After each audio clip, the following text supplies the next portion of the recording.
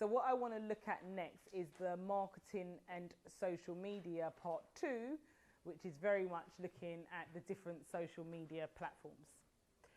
So what I would like to look at is Facebook, YouTube, Instagram, Twitter, Snapchat, Pinterest and LinkedIn. Who's got all of those here out of interest?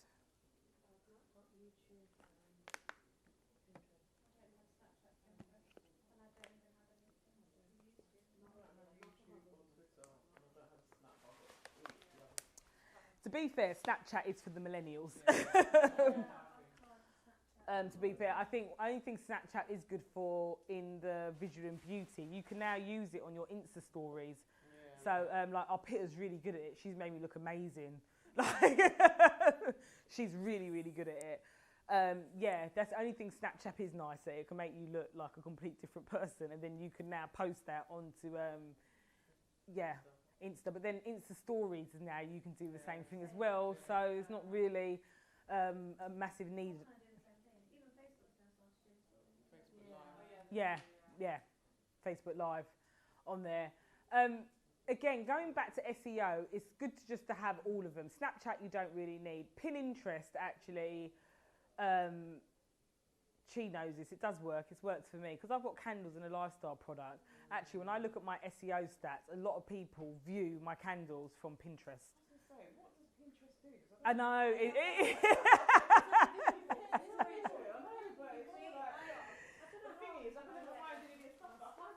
It's hard to use it as a sales tool, if you want me to be honest with you. You don't post anything on there.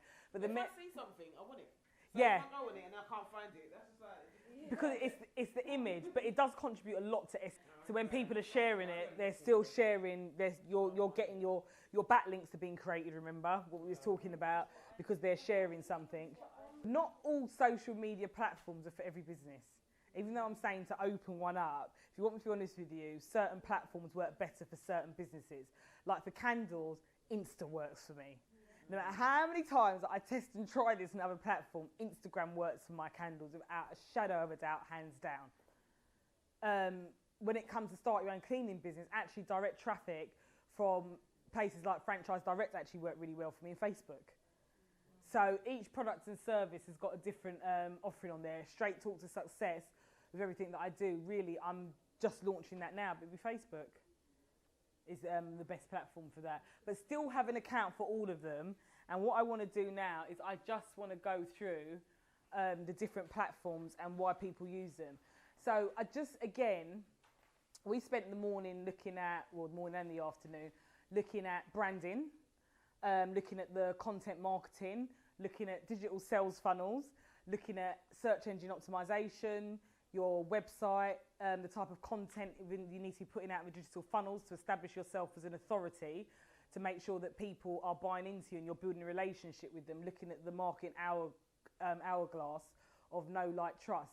So now, by looking at social media, if you think about it, you've done all these different things. Social media is now there as a tool for you to drive traffic to where you want it to be. But you cannot sell on social media. People do not want to be sold to on social media. So again, it gets really psychological.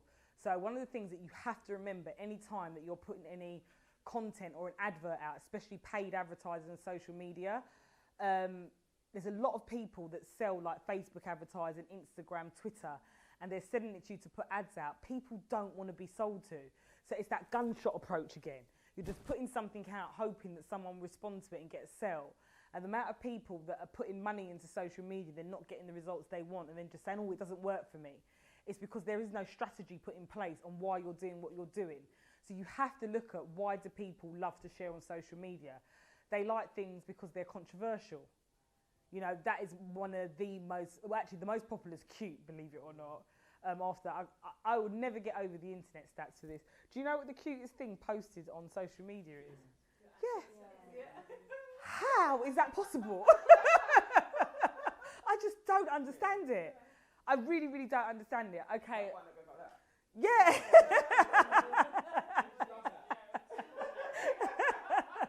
Seriously, today, as we are standing in the room, that is the most popular thing on social media. Cats in general, for whatever reason, on social media is really, yeah.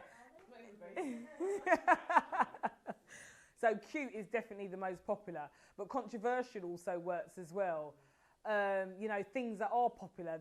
Popular is, to me, pop culture is what I mean by that, by the way. That is how people like the Kardashians do things and do it so well. It's very much related to pop culture of what's popular, who said what, who's doing who, who's had a baby with who, who's a surrogate mum, yeah.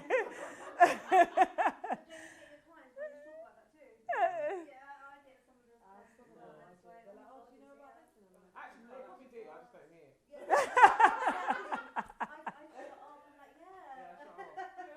I think you must become immune to it though, like, because you guys are like social workers, really.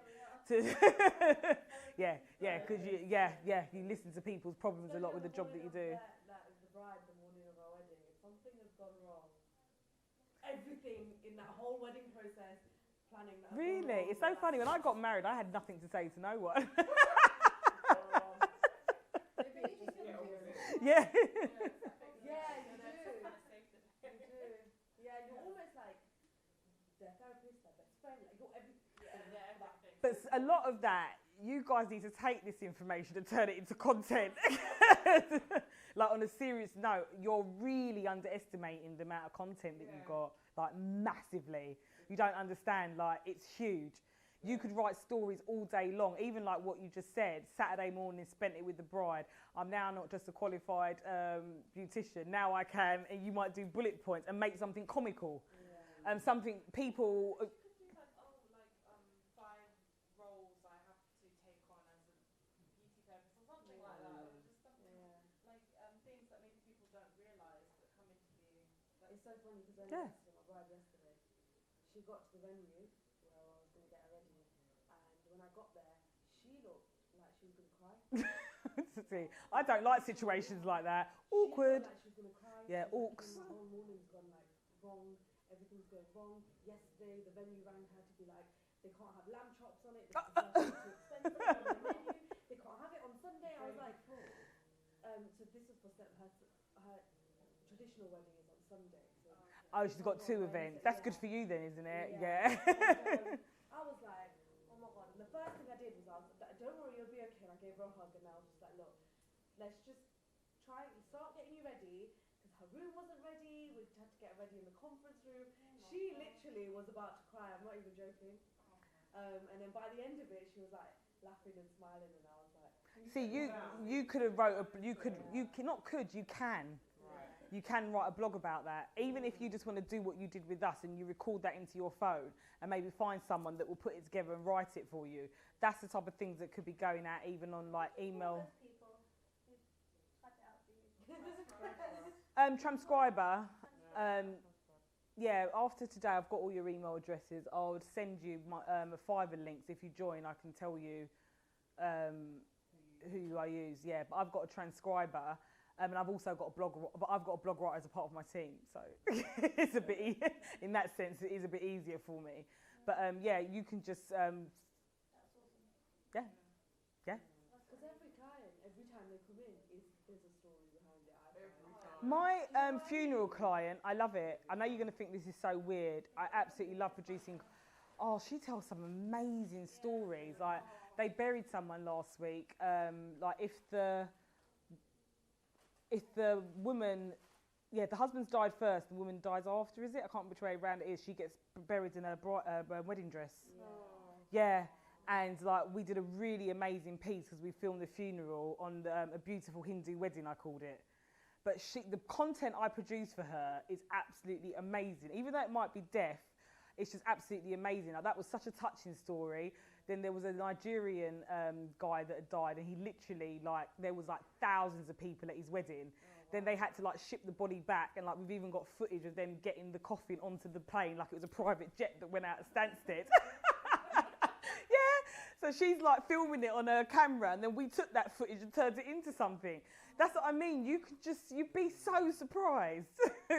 And that was just basic footage that we just edited a bit, did like a 20-second clip, and then like just wrote an article to go with it. So their Facebook page gets crazy hits just for the stories, because even though it's about death, it's about life. Yeah. Absolutely. So, and that's how they get a lot of their clients, is through referrals. And then because they're on Facebook churning out all those stories, it's like if you need a funeral that's going to be different from your bog standard, maybe current funeral, or do something out the ordinary, instantly you'll gravitate towards them because the amount of stories that you find on their page. So you're full of stories. You deal with different people day in and day out that all bend your ears off. And, you know, if it's confidentiality, just change the names and the stories. So, yeah, people use social media because it is controversial, cute, popular, shocking, sexy, unbelievable, exclusive, random, funny, valuable, geeky. Think about the things that you get sent, even, I don't know if any of you are part of WhatsApp groups. And think about some of the crazy, wacky things that you get sent. But if people are sharing it, there must be a reason for it. So when you're creating content, just remember the reason of why